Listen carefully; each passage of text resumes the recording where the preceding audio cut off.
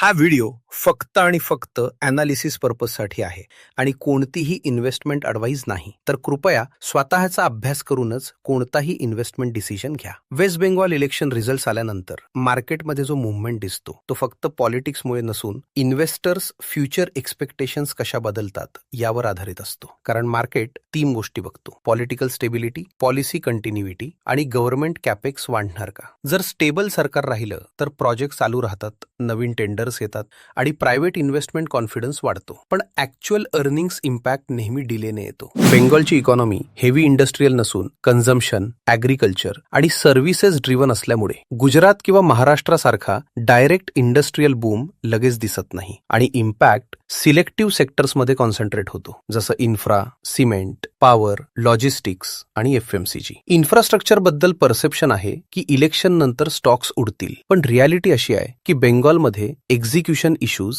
आणि land challenges असल्यामुळे L&T, KNR constructions, PNC Infratech सारख्या कंपन्यांना फायदा होऊ शकतो, पण तो पॅन इंडिया ऑर्डर बुकवर जास्त डिपेंडेंट असतो. सिमेंटमध्ये UltraTech cement, Shree cement, Dalmia Bharat यांना डिमांड वाढीचा फायदा होतो, पण ती इन्क्रिमेंटल असते, एक्सप्लोजिव्ह नाही, कारण नेशन वाईड कॅपेक्स सायकल जास्त महत्वाचा असतो. पॉवर सेक्टर मात्र इंटरेस्टिंग आहे, जिथे NTPC, पॉवर ग्रीड आणि बेंगॉल एक्सपोजर असलेली CESC लिमिटेड ही कंपनीज स्टेबल सरकारमुळे इंडस्ट्रियल डिमांड आणि इलेक्ट्रिफिकेशन वाढल्यास क्वाइटली आउटपरफॉर्म करू शकतात. तसेच लॉजिस्टिक्स आणि पोर्ट्स हा अंडर द रेडार थीम आहे, जिथे ईस्टर्न कॉरिडॉर डेव्हलपमेंटमुळे इनडायरेक्ट फायदा होऊ शकतो. आणि FMCG मध्ये ITC लिमिटेड सारख्या कंपन्यांना रुरल डिमांड इम्प्रूव्हमेंटमुळे स्टेडी फायदा होतो. बँकिंग सेक्टरमध्ये इम्पॅक्ट इनडायरेक्ट असतो. लार्ज बँक्स जसं state bank of India, HDFC bank, ICICI bank यांच्यावर बेंगॉल इलेक्शनचा इफेक्ट मर्यादित असतो, कारण त्यांचा ग्रोथ पॅन इंडिया असतो. पण मायक्रो फायनान्स हेवी प्लेयर्स